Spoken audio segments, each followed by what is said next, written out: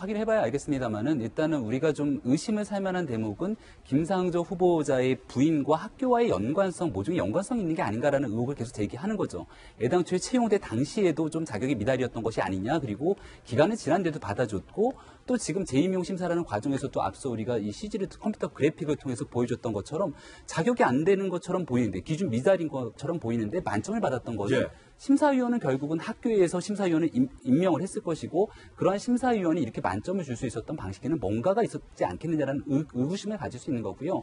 저는 이게 어저께 우리가 김상조 후보자 아들의 인턴 채용 문제를 얘기하면서 제가 들러리 쓴 거 참 기분 나쁘다라고 얘기를 드렸던 적이 있는데 예. 여기도 만약에 이거를 내정해놓고 이렇게 만점을 줬다면 이게 이제 처음은 아니고 처음에는 혼자 채용이 된 거지만 나중에 재임용하는 과정에서는 경쟁 후보들이 있었던 거거든요. 근데 그분들이 기회를 갖지 못하고 떨어지는 과정에서 혹시 누군가를 내정해놓고 했다라면은 이것이야말로 사실 대한민국에서 공정거래위원장이 되고 나서 제일 먼저 하겠다라고 하는 게 뭐 대형마트의 갑질 이런 것들을 근절을 하겠다라는 건데 누군가의 기회를 박탈하는 것 이런 부분들을 제도적으로 막아주겠다는 게 공정거래위원회에서 할 일이거든요. 근데 여기에 대한 좀 아쉬움이 있기 때문에 청문회에서 보다 명확하게 밝혀졌으면 좋겠습니다. 아니 이건 정말 심각한 사안인 게 김병민 박사님이 지금 대학에서 교편을 잡고 계시기 때문에 잘 알겠지만 예전도 뭐 오래된 예전도 아닙니다. 얼마 전까지 예를 들어서 대학 입시 비리로 많이 처벌받았던 것 중 특히 미대 입시 비리에서 가장 많이 처벌받았던 것이 바로 심사위원이 내가 잘 알고 있는 교수님 혹은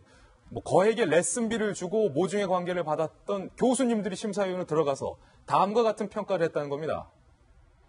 이런 식으로 자격이 안 되는데 특정 분야에서 만점을 줘버리는 거예요. 어저께 이화여대 부정입학 관련해서 검찰 구형이 나왔는데 5년을 받기도 하고 4년을 받기도 하고 엄청난 형량을 사실상 검찰이 구형했다고 볼 수 있는 것 아니겠습니까?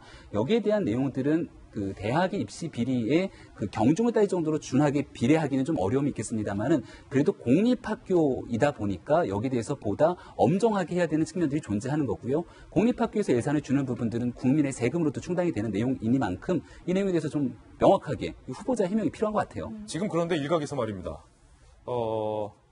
정성희 위원님.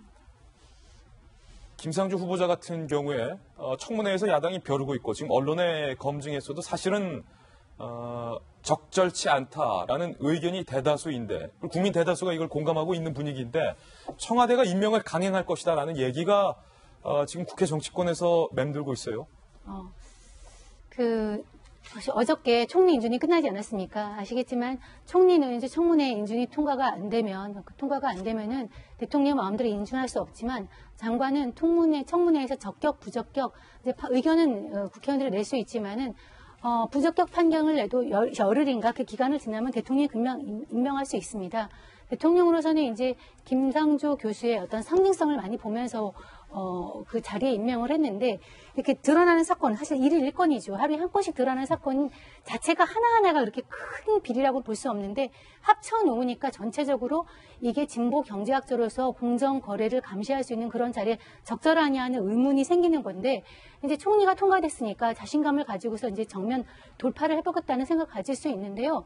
만약에 그렇게 했다면 우리가 지난 박근혜 정부에서 뭐를 교훈으로 얻었습니까? 이렇게 밀어붙이기식 국회를 무시하는 그런 식으로 이제 처리를 하는 것이 어떤 역풍을 불러오는지 이제 목격하지 않았습니까? 만약에 그렇게 한다면은 지금 안 그래도 국회가 여소야대 상황이라서 국회 협조 없이는 법안 하나 통과시키기 어려운 상황인데 그 어떤 짐이나 어떤 역풍도 고스란히 이 정부가 받게 될 것 같아서는 걱정스럽습니다. 김 변호사님, 사실 이거 청와대가 김상조 밀어붙이겠다라고 결심하면 뭐 법적으로 막을 수는 없는 건데 그렇게 된다면 뭐 협치도 물 건너 간 것이고 첫 출발이 상당히 좋지 않을 것 같아요.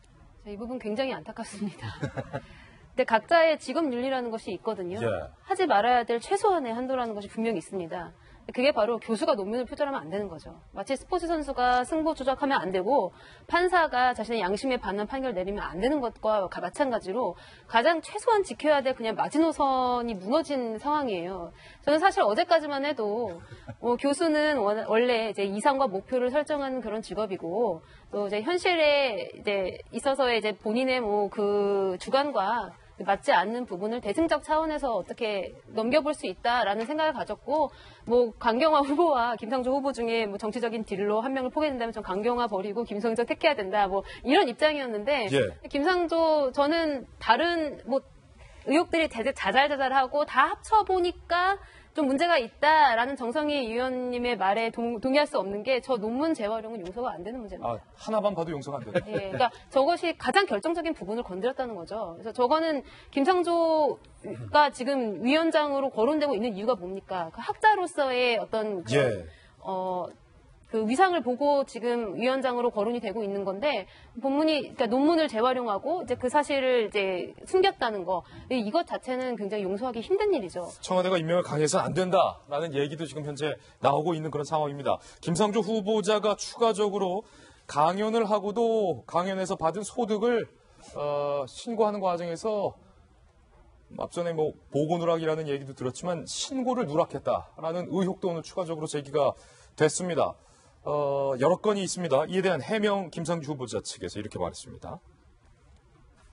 SK 측이 강연료로 50만 원을 주겠다고 했지만 문제가 될 것 같아 안 받았다. 또 강연비는 실무자가 국세청 홈택스 자료를 기준으로 신고한 것으로 주최 측에서 신고하지 않은 자료는 누락될 수 있다라고 해명을 하고 있지만 오늘 국민일보를 비롯한 여러 기사에서 분명히 상당수 특강에서 받은 소득이 있는데도 이것을 신고하지 않고 누락했다는 건수가 남아있기 때문에 과연 이에 대해서 오늘 제기됐던 추가적인 의혹에 대해서 김 후보자 측이 그리고 청와대에서 어떤 해명을 내놓을지 지켜봐야 할 것 같습니다.